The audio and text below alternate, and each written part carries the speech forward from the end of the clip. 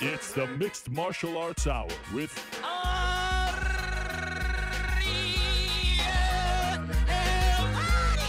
The Mixed Martial Arts Hour back in your life on this Monday, April 2nd, 2018. Hello again, everyone. I'm Mario Hawani back inside our New York City studio.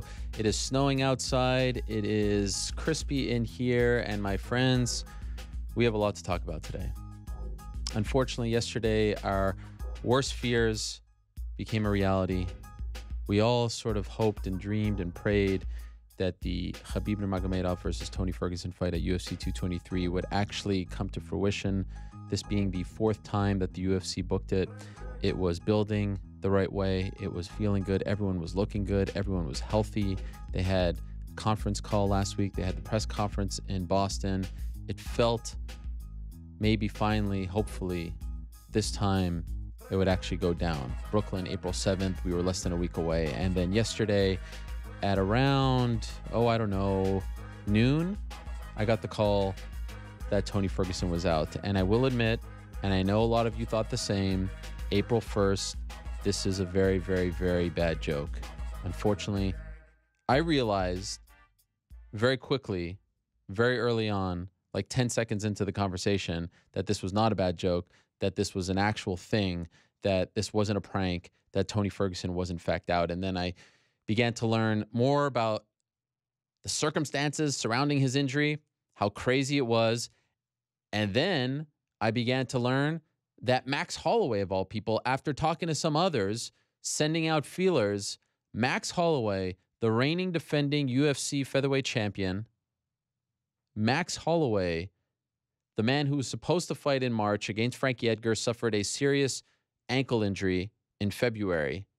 Max Holloway is stepping up on essentially 6 days' notice, 5 days before the weigh-ins, to fight the most dominant force in MMA today. Max Holloway is fighting Khabib Nurmagomedov at UFC 223 on Saturday night at the Barclays Center in Brooklyn, New York, for, according to Dana White, the official UFC lightweight title. He still refuses to say that Conor McGregor has been stripped, which leads to questions, but he says it's for the official title. He also says in his interview with ESPN yesterday that Tony Ferguson has been stripped of the interim belt, which leads to questions about why someone like Robert Whittaker wasn't stripped when Michael Bisping fought GSP back in November.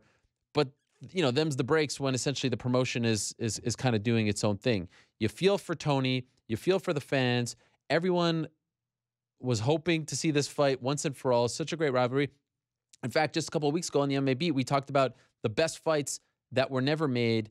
My vote was for Randy Couture versus Fedor. My vote is now for Tony Ferguson versus Khabib Nurmagomedov, because there was no real heat between Couture and Fedor. This one, we've gone through 4 announcements, the hype, the rivalry, the trash talk, the back and forth.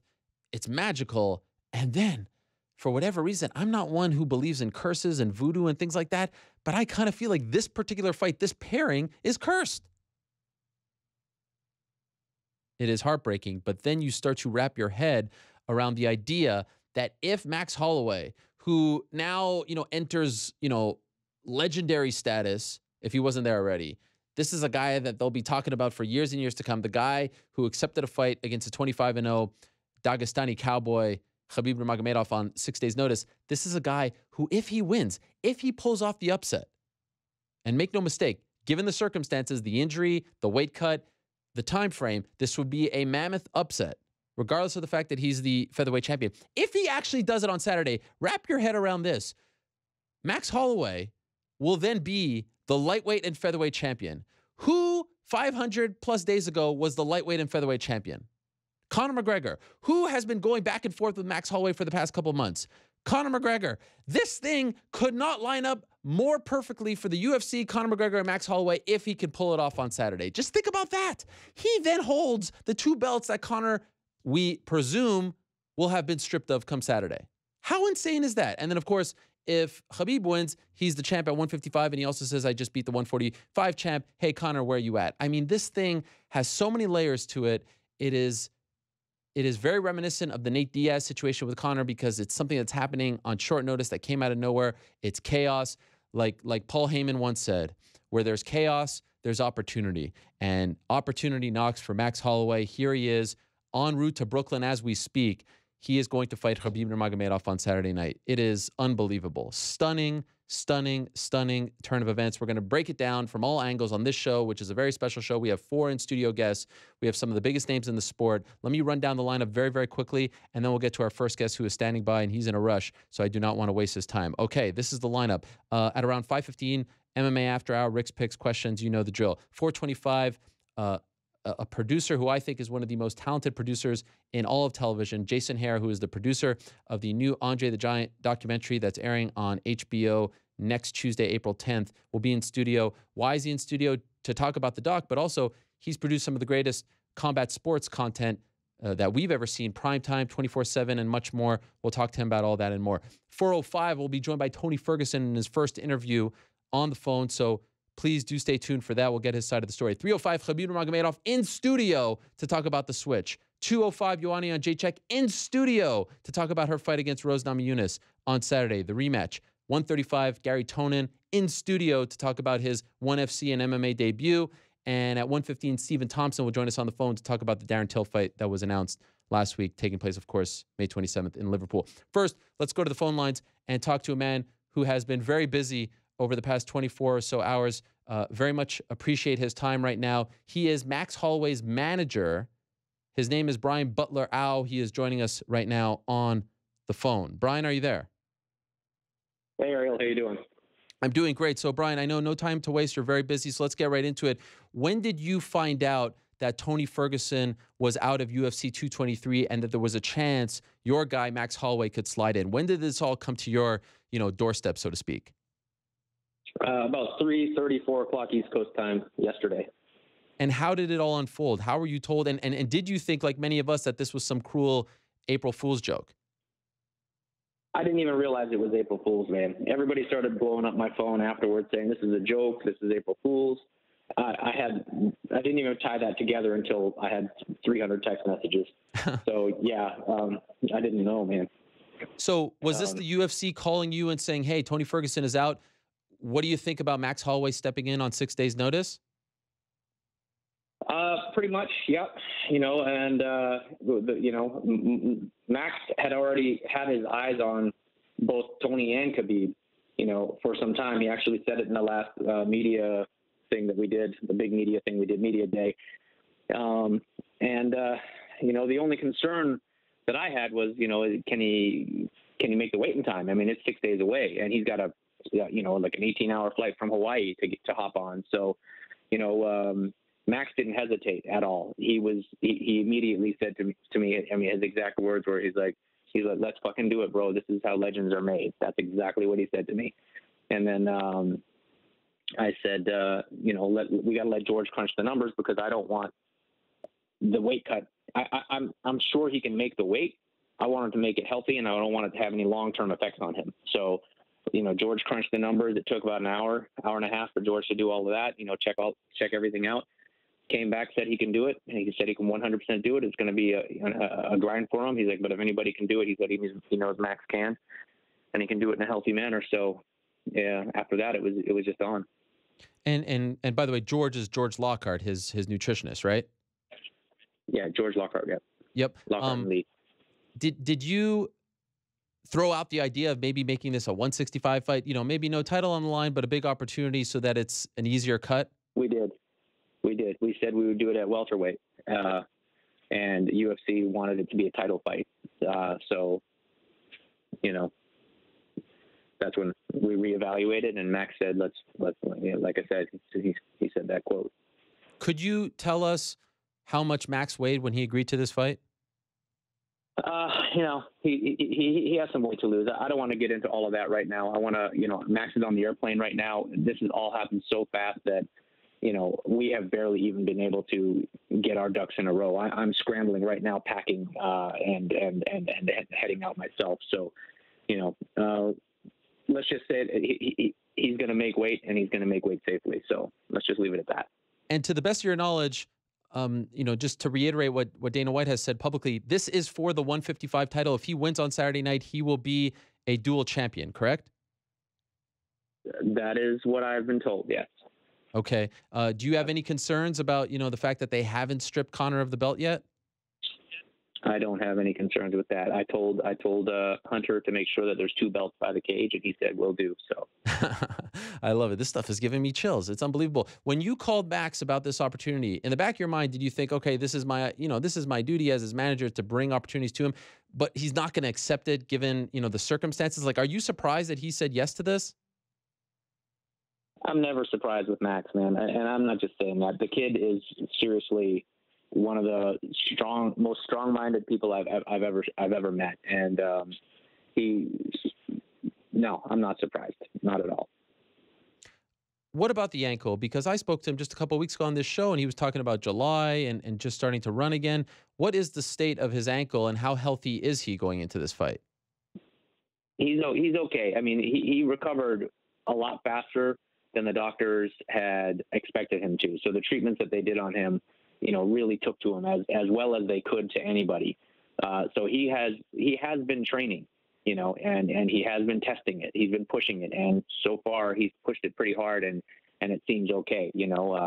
This is just one of those things where we have to weigh out the options on whether or not the opportunity was worth the risk, and Max wanted to do it. He's kind of talked about this moment for a long time. We just didn't know it was going to happen on 6 days' notice. Did you have to get clearance from his doctors? Were they a part of this decision as well? Yes. And no reservations. They all felt comfortable. Yeah, everything is. Yeah, they've double checked them, and yeah, they cleared him a little early is all. I know I might be getting ahead of myself here, but should he pull off the upset on Saturday, and maybe you disagree that it would be categorized as an upset, could this be the end of his run at 145?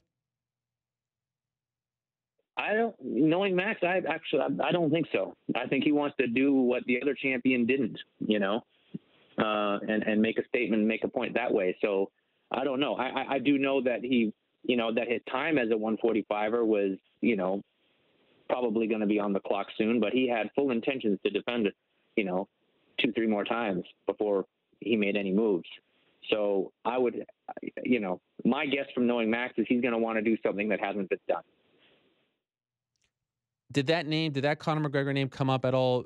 Basically the scenario you just played out, and I mentioned at the beginning, I would be now holding the 2 belts that he's been stripped of, and I could, I could say that I'm the guy that he was supposed to be, and now the stars are aligning perfectly for this mega fight. Did that come into the decision making at all? It's been a funny situation with Max. He's not somebody that has ever. He was somebody that he's never gone after Conor like everybody else. He's always been very aware of the fact that he's not going to give that to Conor. He's going to earn his way, and he's going to make Conor come to him. And that's the way he's been playing. That's why you've never seen Max go out there and just blatantly call out Conor. Conor will throw a jab at him, and Max will come back with a 1-2 on social media. And in my opinion, just, decimate any verbal sparring that they've done. But, that's about the most of it for Max. From there, he's earning his position, just like he did when he earned the title. He didn't leapfrog over anybody to earn the title. He legitimately cleaned out the division. There's really nobody left for him to fight now except for Brian Ortega. Even that fight, had Brian not pulled off that amazing win over Frankie, a lot of people would have said that he wasn't ready yet. So, Max, like I said, he's done it the methodical way. And could you give us a glimpse of what the next 5 days are like for you and Max and the team? What are you going to do? What is the plan to try to get, because obviously now, media, as much as we want to talk to him, I get it that it's kind of on the back burner. He has to make this weight. How difficult do you think the next 5 days are going to be for him and the team? Like I said, Max is a different breed. Knowing him, all I need to do is without even letting him know is I've just got to shield him and let him stay focused, because he probably won't skip a beat. I wouldn't be surprised if he does his normal week. But as his manager and as his teammates would say, we're just trying to minimize everything right now and get it focused, because we've never done anything on this short of notice. He's going to be ready. He's ready. He's extremely pumped. Extremely pumped. I don't want to talk too much right now, but you'll see. Sure. If everything goes well after the fight, we can talk again. Very, very quickly, last thing for you, Brian. Is it possible to quantify, business-wise, what this would do for this young man's life if he pulls this off? It just depends on how everything plays out, man. It could be, yeah, obviously. I mean, you don't have to be a rocket scientist to know that it could be great, like very, very, very good. So, we're not really focusing on all of that right now. Right now, we're just focusing on, getting him to Brooklyn safely and getting him into fight week. Did the UFC offer him more money to take this fight? Everything was taken care of, and everything was taken care of. Thank you so much for doing this, Brian. I can't thank you enough for squeezing us in. Best of luck to you and the team. And again, just a job well done on pulling this off on such short notice. It's an amazing story. We really appreciate your time here this morning. Thank you, man. All right, there he is, Brian Butler-Au, the manager for Max Holloway and many, many others in the sport of mixed martial arts. But what less than 24 hours. He said he found out about it around 3 o'clock.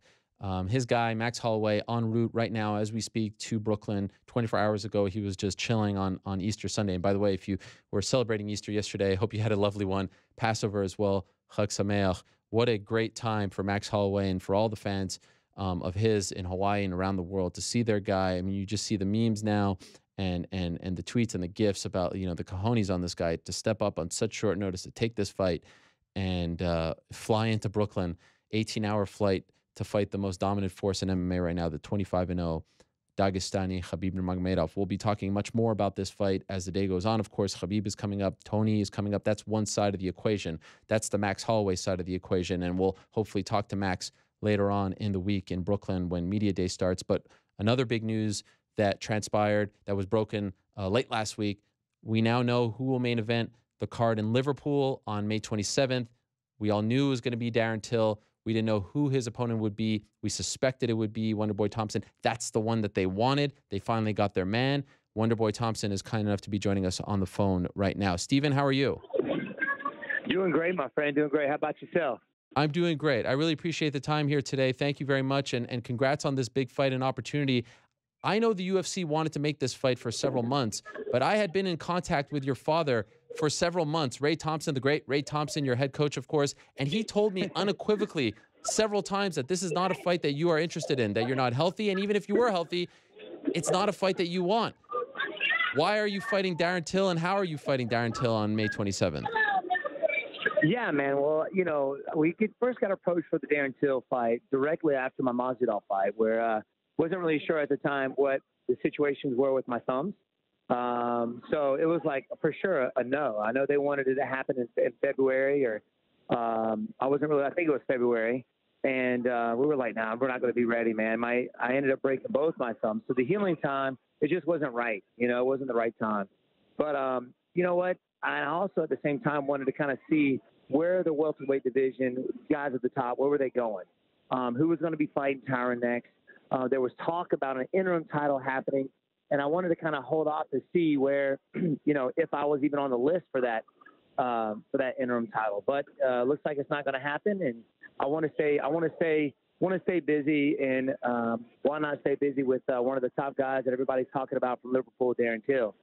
So, kind of want to test myself against some of these young guys, where everybody's saying the next generation, to let everybody know that I'm here to stay. And I'm gonna be the one bringing that title belt back to Simpsonville. So it's gonna be me. So if it's Darren Till, somebody I got to go through, then that's who I got to go through.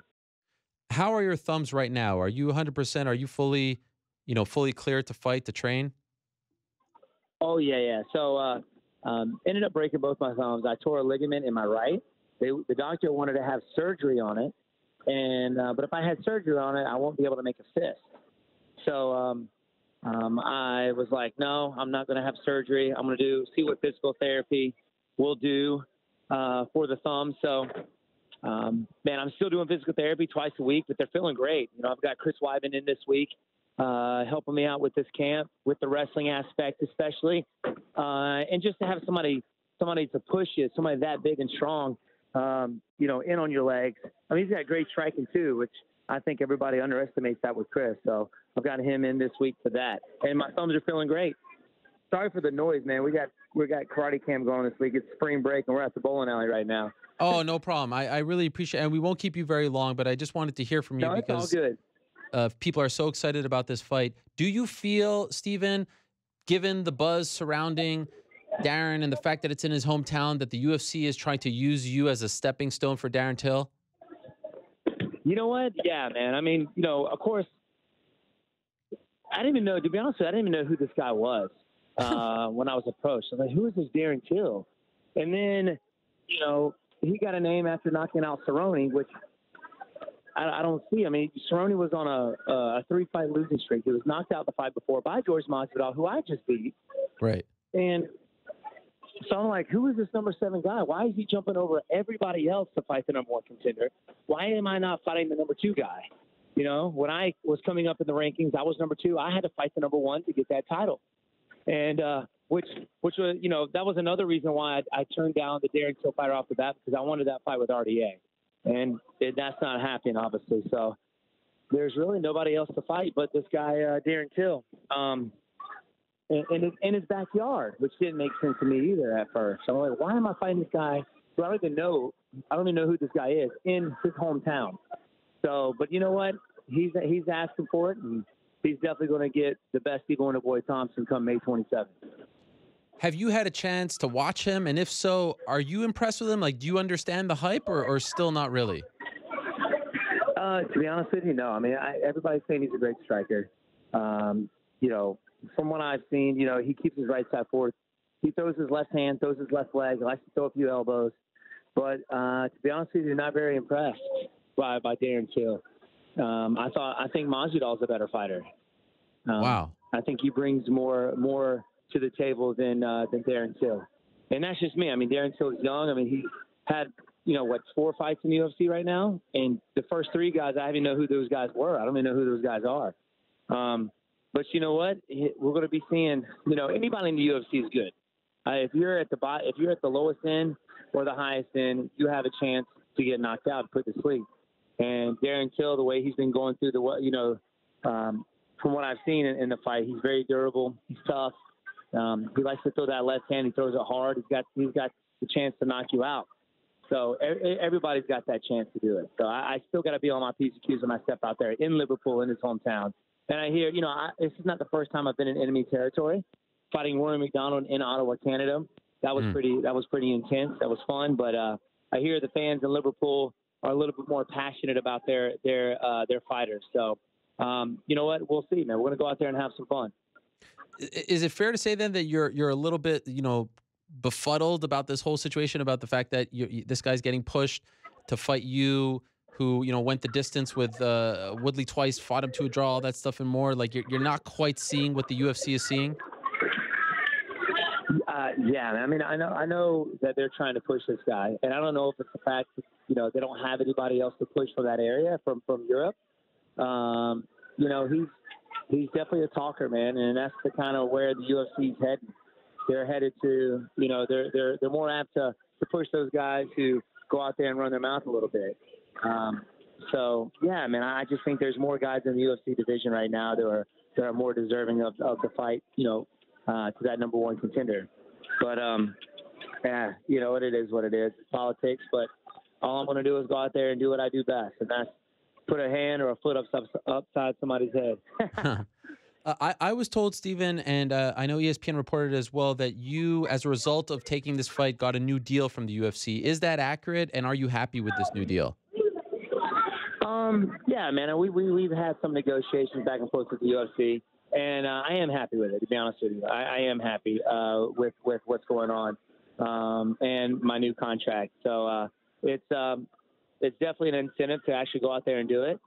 Of course, I'm not in the game for the money, but when the UFC is really pushing something you really don't want or it doesn't make sense, you can kind of play the game with them a little bit, and we did that, and we got what we wanted. So we're going to go out there and have some fun, man, and with smiles on my face. As is usually the case with you. My understanding is that later on this week, they're going to announce that RDA is fighting Colby Covington for the interim title in Rio. How do you feel about the fact that Colby Covington is getting an interim title fight? Man, obviously I'm upset. Being the number one contender, why am I not fighting for that interim title? It makes sense. I know that I fought for the title twice, and the first fight was just amazing, man. We got fight of the night. We fought to a draw. Second fight, people weren't impressed with it, but still, I'm still the number one contender. So why am I not fighting for that interim title?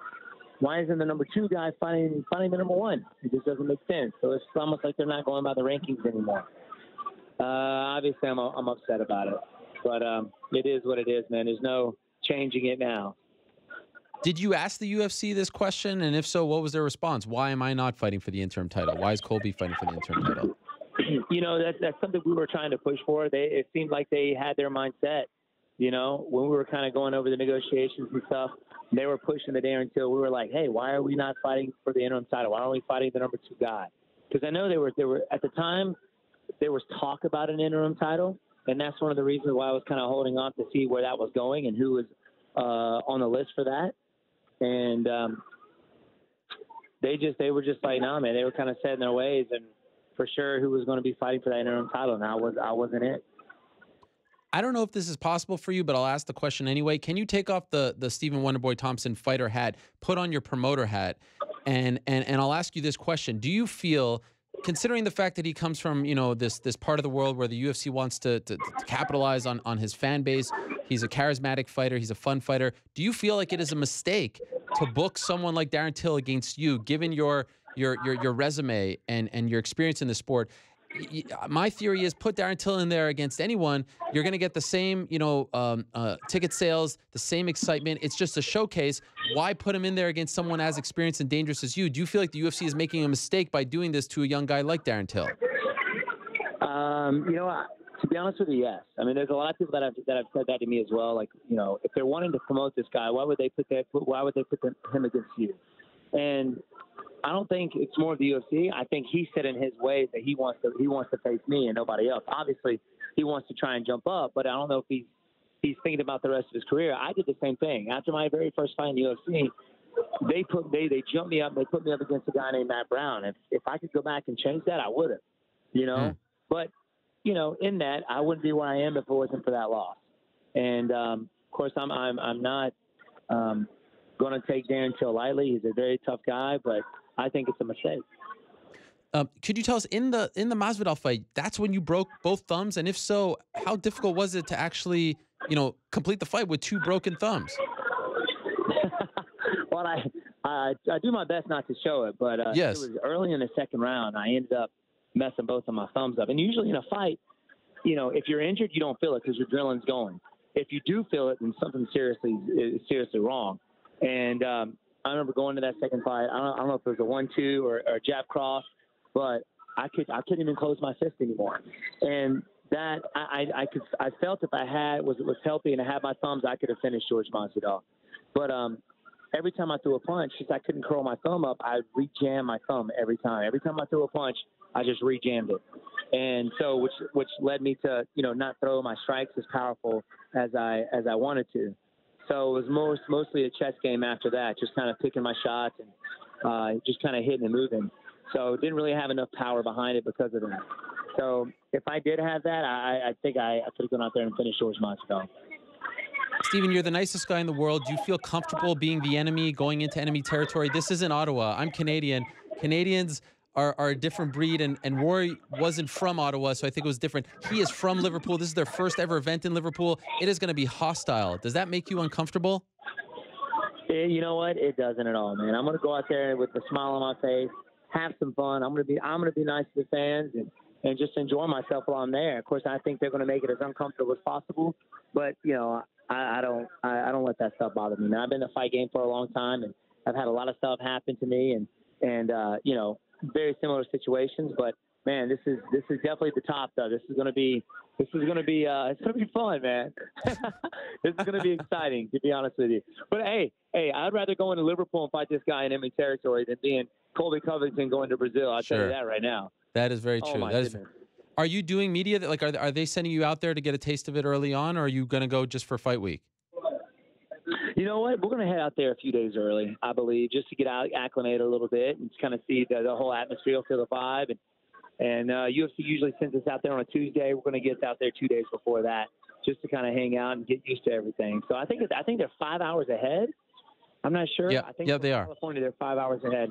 So From the East Coast, they're 5 hours ahead. From South Carolina, yeah, that's from right. The East Coast. Yep. Okay, last thing for you, Steven, then we'll let you get back to camp. And by the way, I wish I lived in South Carolina. My kids are off this week. I'd love to send them to your camp. But alas, I digress. Dude, we have a blast, man. I can hear it in the background. Darren Till spoke to MMAfighting.com, our site, a couple days ago. He spoke to PT Carroll, and he said, quote, "I don't see where he is better than me anywhere. I just think my striking is better than his, and I'm going to beat him." When asked when, he said third round knockout. What is your response to that? All I can do is laugh. All I can do is laugh to that, man. I mean, he's very confident in himself. He's very confident, which is something you got to have. But there's sometimes you can be a little overconfident, and I think that's what he has. I think he's a little overconfident in himself. He's really never been tested. He knocked out a guy who's not a true welterweight. He's a 155er who was knocked out of the fight before. So, yeah, man, he's got this hype around him. And you know what? I say just let him think that. Let him think that. Let him be overconfident and see what happens when he steps out there with me. He definitely better be on his P's and Q's when he steps off against Stephen Wonderboy Thompson. So, you know, I never go out there looking for the knockout or I just go out there and let it happen. If it happen, happen. If it doesn't, it doesn't. And I'm going to be ready for a five in a round war. That's how I'll always look at it. And that's how I've always gone into a fight. So be ready for some fireworks, to tell you that. What a scene it's going to be. May 27th, Echo Arena in Liverpool. Darren Till against the guy who many people thought beat Tyron Woodley back in November of 2 years ago and went the distance again back last March. The one and only Stephen Wonderboy Thompson, one of the greatest fighters in the welterweight division. Can't wait for it. Thank you so much, Stephen, for squeezing us in. Enjoy camp. And, of course, get well soon. And good luck in training camp for the big fight on May 27th. Thank you very much, my friend. Always a pleasure. You have a good one. Same to you. There he is, the mensch of all mensches, the Wonder Boy himself, Stephen Thompson. I mean, what a mensch this guy is. He's in the middle of camp with young kids. He's at a bowling alley, spring break camp, the karate school that his family owns, and he takes some time out in the middle of the day to talk to us. I mean, what can you say? It's unbelievable. They don't make him like Wonder Boy Thompson anymore. I'll tell you that. I will tell you that. All right. So that's May 27th. That's going down in Liverpool. That is going down at the Echo Arena. It's Darren Till versus Stephen Thompson, and I do agree with some who are tweeting it to me right now. I haven't heard Stephen Thompson quite like that in the past. He does seem to be a little bit, I don't know, irritated. Feels a little disrespected. Feels like he's being used as a stepping stone. I love that. I love that little angle going into the fight. May 27th cannot come soon enough. Okay, so as I said at the top of the show, we have 4 in-studio guests today. 4. We've never had 4. Have we had 4? We've had like 3 at one point leading up to the first MSG show, but 4 separate ones. I'm not sure if that's ever happened. Regardless, it's a stacked day. It's a very fun day. We've already talked to Brian Butler Al, the manager for Max Holloway, about the switch for the UFC 223 main event. We've talked to Wonderboy Thompson. Still to come, Jason Hare, the director of the new Andre the Giant documentary on HBO, which premieres next week. We've also got Joanna Jacek and, of course, the one and only Khabib Nurmagomedov. But first, let us bring in a man who made his long-awaited, much-anticipated mixed martial arts debut 2 Saturdays ago in Bangkok, Thailand. 1FC, he defeated Richard Corminal, and what a debut it was. Yeah, you could bring him in, Joe. Yep. Gary Tonin is about to walk into the studio. We talked about his debut last week on the show, and now here he is, the one and only Gary Tonin. He's back. How are you? What is going on here with this? First of all, that's a rude welcome. Hello. Okay. It's good to see you again. Thanks, man. It's good to see you too. Can I just say, I'm so happy you're back for many reasons, but first and foremost, the last time you were here, I have zero recollection of that interview. Oh, and dude, I told you were so sick. I've never been that sick. Yeah. I thought that I was going to pass out, and I was so worried that you noticed how sick I was. I could see, like, you could tell you were hiding it pretty well, Okay, but I could see you were definitely not. You were struggling. I was the whole day. struggling, man. Because I was watching the interviews before mine. Yes. You were like coughing and not doing so well. I was green. I felt green. And so I'm so happy that I'm feeling good and that you're back coming off the win. So thank you, and I apologize if I was sort of not on my A game last time. That's fine. Second of all, what is going on with your hand? Yeah, so I don't really like to talk about too many injuries and things like that until, you know, I kind of really know what's going on. Sometimes I'll just hide them forever and nobody will know, but this one I figured I'd let everybody know because it's nothing too serious. I would say sometime in the first round, because it was right when I went back to my corner after the first round, I just whispered to John and Tom, I was just like, yeah, I'm pretty sure my wrist or my hand is broken. Wow. So I don't know when it happened. When I reviewed the tape, it looks like the first punch I threw when I was doing ground and pound glanced his head and then hit the ground. Okay. And I'm guessing that was when it happened. But I went to get an MRI and stuff, and it's like a minor tear of some ligament or something in my hand. So they said for like 2 weeks, like keep a brace on, and we'll see where we go from there. I don't think it's going to prevent me from, like, it'll prevent me from fighting like immediately, but I don't think it's going to take too long to heal. So could you tell right away that something was wrong? I just knew after the first round. Okay. I just knew, like, that's because I told both my corners. I didn't know exactly when it happened. I couldn't pinpoint it. It wasn't like I threw the punch and then was like, oh man, something bad happened. I just kind of felt it towards the end of the round, and because, you know, the adrenaline's going. Right. Before we get to the actual fight, I actually want to start. Okay, so you go to Bangkok, right? Yeah. How many days before the fight did you go out? We were there for a week before the fight. What is Bangkok like? Well, what is it like? How popular is one in MMA? So one is huge, I think, in Asia. Obviously, Thailand is much more Muay Thai oriented. Yeah. So they're kind of like working them to start figuring out kind of what MMA is, and you know, learning a little bit about the sport and everything like that. But I still think, like, you know, relatively, there's a lot of people that understand what's going on there and everything like that. So it's becoming a bigger and bigger sport, I think. For a while, the sport was, I think, like, it was banned or something like that, and then they had to work around the rules, and now I think it's cool, but yeah. This is your first time fighting for one, obviously, your MMA debut. What was the experience like, you know, from checking in, just being a fighter for them, fight week, going through that whole experience? Did you enjoy it? Yeah. I mean, it was similar to what I went through when I did a grappling match for them. Okay, but, that's right. Yeah, but it was still, you know, it's still a little bit different because the, you know, the training is different leading up to it and everything like that. And just the general feel and anticipation of actually fighting instead of grappling was completely different. So, you know, overall, the similar experience with their organization, like everything was run really professionally. This time I didn't miss any of the hydration tests or weight cuts, or weight tests. So you have to do that 2 days before the event, a day before the event. And if you fail any of those, you have to do it the day of the event. So. Wow. Did you miss any of them? No, passed everything, flying colors this time. So. Okay, but why do you say this time? Because last time I missed there, so you get 2 tries. Every time you try, you do the hydration test, and I failed the first hydration test I ever took with them because that morning I did some training and I drank like 2 liters of water afterwards, but my body just couldn't get it back into my system to make the urine hydrated enough for the test. So it's a pretty stringent test. If I could. It was, I would say, like 2 hours after I had been training and had drank water and everything, and I still missed it the first time. And then the hour later, because you get like 1 hour to make it again, and the hour later I made it after drinking a little bit of water. The whole weight cut process, you were okay with that? Felt good? Yeah, it felt good. I mean, I think I could make 55 for them. It would be a struggle. Like what are you right now? Right now, I'm probably like 75. Okay. Because I ate a lot afterwards. Yeah. I'd go through a lot of binge eating immediately after my fights. Okay. So. What's like your go-to meal?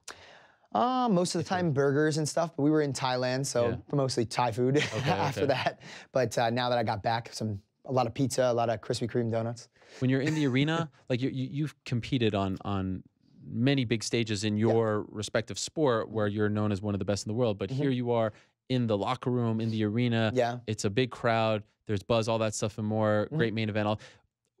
Do you feel different? Like, is it a different kind of anxiety? Are you nervous? So it's funny because I think the most anxious I was leading up to that fight was when I was getting my hands wrapped, because I never got my hands wrapped with tape and gauze and everything like that. It was the first time. And as it was happening, I guess it was a surreal moment where it's like, okay, your hands are wrapped now. Like, you're gonna have to fight somebody. Like, there's no getting out of it now. Yeah. So I think that was the moment I was the most anxious. There was a little weird moment because I was the first fight in the main card, and they do their prelim bouts, and then they have everybody in their main card except for the first fight walk out and do like an entrance where they introduce everybody. Yeah. So I wasn't a part of that, but I had to wait for that to be all over. So there was like a good, I would say 30 minutes after I had got brought backstage before I actually walked out to fight. So the warm-up was a little weird. Okay. So I was a little anxious during that period of time. But once you actually go out to fight, the funny part is like in jiu-jitsu, you can kind of relax a little bit. Nobody's punching you in the face during the match. So anxiety to me in jiu-jitsu sets in a little bit easier. But you're getting hit like the whole time in MMA. So like, you know what I mean? After I got hit hard like the first time in the temple with an overhand right, I was like, okay, there's no time to be nervous now. Like you just got to fight this guy. So. Right. What shocked me the most, maybe shocked is not the right word, but the story coming out of the fight was how much time you spent on your feet. Yeah. And even some people like myself hypothesized that you could have finished this fight earlier, but you kind of wanted to show off your striking. Yeah. And it wasn't just any kind, I mean, like you looked very comfortable. You were switching stances. I mean, this is not what we have come to expect from jiu-jitsu practitioners, especially with your, you know, your resume in their MMA debut. Usually it's awkward, it's stiff. That wasn't you. Was that legitimately the game plan to not try to finish this guy early on the ground to actually show off your striking? So I always wanted to do that, but like, you know, my coaches obviously didn't want that because that's not the safest route. I obviously knew that it would be way safer to finish the fight with jiu-jitsu because it's what I'm comfortable with and what I've been doing for years. But at the same time, I've always had this mentality that I wanted to kind of work on the new skills that I'm working on. Even in jiu-jitsu, if I learn a new movement or something like that, I'm very anxious to use it as quickly as possible under combat settings, you know, combat conditions. So I felt the same way about this. I've been doing all this shoot boxing. Like the majority of my training, I was doing jiu-jitsu every day, but the majority of my training preparing for this fight was all shoot boxing, just mixing the striking with takedowns. So I just wanted to practice that skill because it's what I've been doing for, you know, I don't know, 12 weeks leading up to the fight. So after I started, I was a little nervous at the beginning because he was making contact and I wasn't. And I was like, maybe I'm not so good at this. Really? But then you're actually saying this. Yeah, in my head. I was getting a little nervous there, and I thought maybe, well, let me back him up to the fence or something. But then I started to make contact a couple times. I felt pretty confident. And then after the first round, where I almost thought they might stop it because I was hitting him so much on the ground, after that first round, it was all smiles for me. Like, I knew I did enough damage that I didn't think he was going to be able to come back. And I thought I was going to continue to land, which I did. And you know, then I took him down again, and then that was the end of the fight. So, despite the hand injury, you still were smiling. I knew the hand was hurt, but again, so much adrenaline going through, and I also just kind of started faking with my right hand and hitting with my left, and it wasn't too much of a problem. So, do you think, like, let's just say you went in there with the mentality that I'm going to submit this guy, you know, as quickly as possible. Yeah. How quickly do you think you finished that fight? Well, I still would have tried to set things up on the feet. I don't think I would have just like, Shot you know, in there. power double head down kind of sort of thing. So I think somewhere around the 3-minute mark in the first round, maybe, just because that's around when I took him down, I think. Yeah. So somewhere around then, because I could have easily just sat back for a leg or something from that position. That wouldn't have been too difficult to do. It felt like to me, if you had maybe 30 seconds left in the first, you could have submitted him. Like, you were that en too, route. for sure. Yeah. Right? Absolutely. Yeah. There was no need to continue punching if I didn't want to. Right. Yeah. You've, I'm assuming, watched the full fight? Many times. Yeah. Are you happy with it? Like, is this the way you envisioned your debut I'm pretty going? happy. I'm happy overall, obviously, with the conditions. Like, considering the fact that it's my first fight and, you know, the first time I'm using striking and everything like that, I'm overall pretty happy with it. I'm obviously, like, I tend to be a perfectionist in everything that I do, and I know that, you know, looking at me boxing isn't like watching Floyd Mayweather or Lomachenko, so I'm not happy from that perspective, obviously. But you know, with my skill development so far, I'm happy. You know, I think I could have thrown a lot higher volume of jabs. I think head movement overall could have been much better. I didn't keep my hands very high at the beginning, which is why I got hit with a lot of the overhands. And then you see later on in the fight, I start covering and catching some punches and then returning fire. Which was another big issue. I didn't defend against any of the leg kicks, but I think that's also because I didn't want to take him down, and a lot of my defense to leg kicks is taking people down. And then, yeah, I think that pretty much summed up like what I was unhappy about. And then maybe a little bit more specific targeting when I'm doing ground and pound so I don't punch the floor. Okay. What did you think of him as a first opponent? Like, did you think that he was tough enough? Would you have liked someone tougher? How did you feel about the matchup? I thought it was a pretty good matchup. I think he hit really hard. Yeah. When I got hit with the one overhand right, you can't tell watching it, but it was a lot harder than it looks on camera. Because literally when I got hit, it was as if I teleported into another place. Really? Like I didn't. I Have got you ever hit felt that and- way before? No, I got hit with the little glove, and first of all, that feels like getting hit in the face with a brick. Right. And second of all, when it happened, it was like a flash. Like it's like you don't.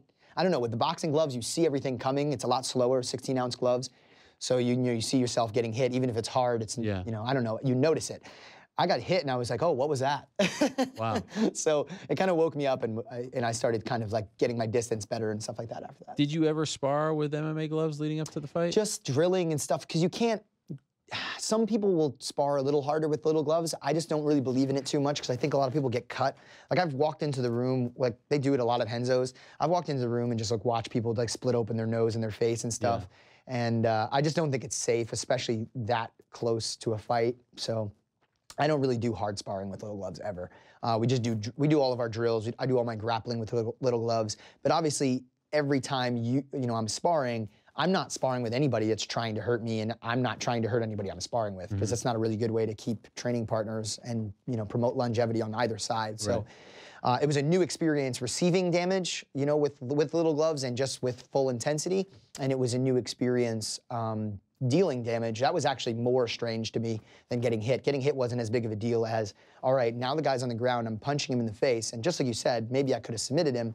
But now I'm thinking like, all right, I'm hitting this guy. I'm supposed to finish him now. Like I'm supposed to hit this person until they're no longer conscious or a referee pulls me away from him. That's a pretty surreal, like when you haven't done that before, it's a pretty weird thing to think about. But luckily, like training just kicked in and I just did what I was supposed to do and kept punching and How all do was you well. feel about that? Like, how do you feel about actually trying to hurt someone? Because again, as you said, and I saw that you said this after the fight in the scrum, like that's not something that you're trained to do in jiu-jitsu, right? Like you're trained to submit the guy and then you walk away. Yeah. Here you have to actually like damage him. Do you like that? Yeah, I mean, I've had to pop people and stuff in jiu-jitsu too, so it's not like I've never had to hurt somebody in a combat sport before. But it's still very different, punching somebody in the face. Do I like it? Like is a weird word to put to that.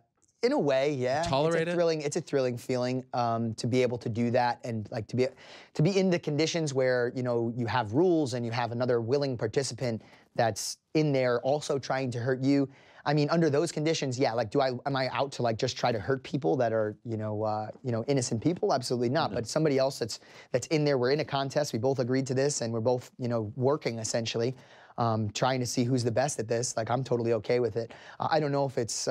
It was a thrilling feeling. I will be honest with it. I had fun. Yeah, I saw that you had fun tweeted with it. after that you never experienced like a thrill quite like that before. Yeah, nothing like that. It was crazy. I don't think anybody really understands. Like, if you haven't done MMA before, you just don't know. You just don't know. It's a rush on like it's not. Just don't You know. can't compare any Can't jiu-jitsu compare anything to tournament. it. Nothing. Nothing. Why do you feel like that is? Is it because of the punching? It's the and damage back and forth. Like the actual attempting to, like the attempt to knock someone unconscious. Right. You have to continue to punch until you're either pulled away or they're done or cut open or whatever the case may be. That's just the thought of that goes through your head while you're doing it, at least for me. And it's just like a crazy thing to think about. And you're like, one punch lands and you're like, okay, I guess we got to keep doing this until the referee pulls me away. Right. And yeah. Have you ever competed in front of that many people before? I think in the Singapore crowd with when I competed in the grappling match was more people. Okay, but not in a jiu-jitsu tournament, right?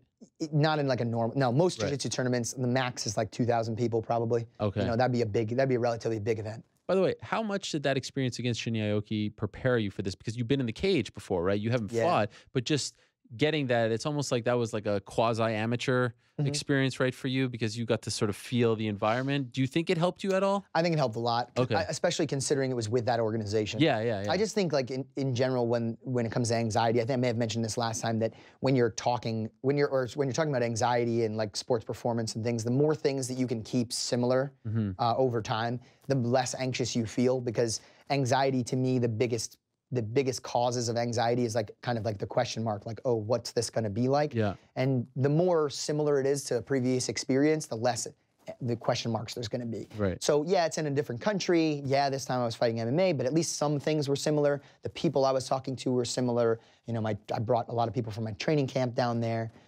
Everything was relatively similar to that experience.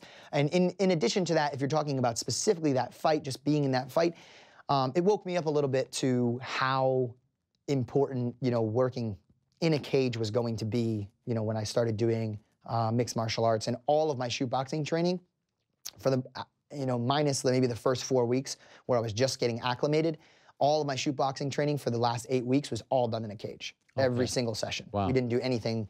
Maybe we do a couple drills outside of a cage, but all the shoot boxing sessions were done in a cage. And Wow. I felt that was super important. I Changed knew you everything. had it when I saw John Danaher wearing the rash guard. To be honest, he never isn't wearing a rash guard, but it feels right. Yeah, Have you yeah. ever seen him not wearing a rash guard before? I think one UFC event, they Really? forced him to Oh, they wear like a jacket or something for Reebok Yeah, or they something. I don't think they had a rash guard And for he him didn't to have wear. it under? I'm must have. sure he had it under. Yeah. Absolutely. Yeah, I can't see him just I was taking told, it I off. think from Matt Serra that he showed up to a wedding, someone's wedding wearing a rash guard, yeah. right? Oh, yeah, tuxedo rash guard, I think. That's unbelievable. Why do you think he wears a rash guard all the time? I think he made some statement about, it being relatively comfortable and useful for like any Do you like activity wearing or rash whatever. guards? I do. I don't like long sleeve ones though. He thinks like short sleeve rash guards are the devil. Really? He only wears long sleeve rash guards, Really? and he pulls them up to like 3/4 length or has them specially cut 3/4 length. Wow. So they why like- is that? You don't know. I don't know. You never I asked. guess he doesn't like it around his wrist. I don't really like long sleeve rash guard because I think it promotes people's ability to arm drag you. Oh. I think it makes it easier for people to grab onto your wrist. Okay. So I always wear short sleeve ones. But yeah, I prefer it. When training for this, did you do any gi work? No, none. There's no I haven't point, been doing right? gi work in a long time. Yeah, I haven't done serious competitive gi training in 5-6 years. There's no point if you're an MMA fighter to do gi work, No. right? Last time I did competitive gi training, and it was maybe like 4 years ago, I just decided to take like a competition class. I bent back like 3 of my fingers in the gi and just like, not dislocated them, but it hurt. It was hurt for a while. And I was Okay. like, nope, not gonna do this anymore. No Yeah. reason to. No reason. So I loved all of that. I also loved the Fu Manchu. Oh, yeah, yeah. Yeah. What was the impetus behind that? Is that something that you? I you just feel wanted to be a comfortable- weirdo. Yeah. Okay. That's All right. mostly it. Just try to set yourself apart. I change the look as much as possible. I mentioned You possibly are one who often changes his look, right? Mhm, mhm. Why is that? You're a chameleon. evading the police often. Okay. Yeah. Because like right now you look nothing like the guy who we just showed highlights of. Yes, yes, not at all. Yeah, You like the Fu Manchu look? I like it's that very one. Hulk Hogan-esque. It's very, there's been many great warriors Yes. that have done such things. So yeah. So you think for all your fights you'll be rocking a different look? Oh yeah, absolutely. This will probably be what I'm going to be for the next fight, but who knows? Maybe I'll get bored of this quickly. And how were the sponsors going into the fight? Did you have any? Yeah, I mean, I have like mostly my same sponsors. I didn't get any new ones or They anything. stayed like that. with you. Yeah, Muscle Farm, Armbar Soap, Chimera Coffee, Cash Chicks Championships, which is my brand. And then I feel like I'm forgetting somebody. Yeah, Studio 540. Okay. And, yeah, I think, pretty sure that's everybody. Somebody's gonna be mad if I don't. Well, if you I remember don't them, mention let them. us know. Yeah. So you mentioned it's Cash Chicks Championship, right? Correct. And what was interesting about that was the one negative for me of the whole experience, you didn't get a post-fight interview in the cage. Oh yeah. What was up with that? Don't know. Maybe it's just too They early. ran out of time? Just too. Yeah, maybe they were on a Because time this was crunch. great because it was on Twitter. Yeah, They streamed yeah. it live, so everyone cool. got to watch it for free here in the Yeah. United States, and it was like Saturday morning around 8 a.m., so it was great. But I wanted to hear what you would say. Were you disappointed that you didn't get that opportunity? It would have been cool, but I mean, they did a bunch of interviews and stuff Yeah. after that they released. So But I wanted to see you like kind of address the crowd. But then that would've they been showed the cool. shot of you wearing the shirt with the you had a medal Mhm. and you had the 2 women next to There you I mean, go. it was like the poster for your brand. Yeah, it there was you go. perfect. Did you think of that? How perfect? Oh, absolutely. Yeah, it's great. The That works symbolism for was me. great. Yeah. There's a what is on that medal, by the way? What does it say? It's just extremely heavy, and it just says 1. That's it. Yeah, yeah. They Wow. I guess they just give them out anytime somebody wins, and it's not a title or like not a title fight. Sure. I don't What do know, you it's do? cool. What do you do with the medal? Most of that stuff I just kind of like collect in some area of my house. I don't really hang too much up. I don't know. I might hang up the banner or something. I'm not really sure. Right. I'm not big on that kind of stuff. Like at my gym, there's no like medals and belts and Why stuff not? hanging. I don't know. It just to me like my gym is like people don't really come for that. Yeah. in my opinion. Like I feel like it's more about them, my students, than it is Sure. about me. Okay. So I try not to promote myself in my own gym as much. I don't know. I think I'm just being stupid.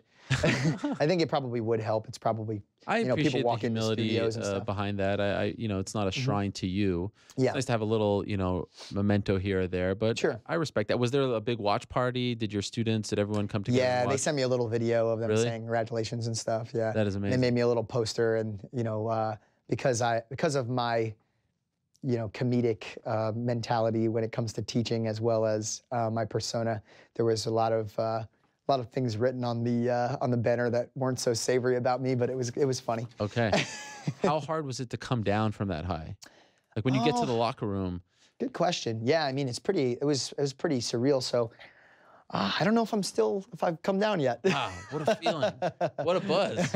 Holy smokes. So yeah, I mean that, and being in the other country. I mean, and being in Thailand, I slept for like, I don't know, 16 hours when I came back by accident. Okay. So Came back to America. yeah. Okay. So, But like you felt legitimately, and you may even be feeling like that was a buzz that stayed with you. absolutely. Yeah, I'm still very excited. Like I was talking to John, like I want to get like a fight much earlier, and then obviously I have the injury, so he was trying to talk me down from fighting earlier than I probably should. So I don't know. I'm definitely very excited to get back in there. Did you do anything fun? You're in Thailand. Oh yeah. How'd you Oh, guys yeah. celebrate that? We went night? out for sure. Yeah. Thailand is an insane place. Right. That's why. I'm sure we just scratched the surface while being there, and I saw some absolutely insane things. Really? Nothing I can really comment Nothing? on. Yeah, not Damn. really. Wow. I don't know if I could tone it down. Not really. No. Wow. There's really Who's no we? way. What's that? Who's the Who's crew we? here? I don't Yeah. know. I don't know if I want to expose wow, anybody. okay, my bad, No, my bad. no. I mean, just me, training partners and stuff like that. But not everybody went out. I mean, some people I think that between the food and the time difference, it shut a lot of people down. Right. I only had like a couple people, coming out with me here and there. After the fight, more people were willing to do it. But yeah, a lot of people were just kind of staying back. I like to kind of go out a little bit, like leading up to the fight, just to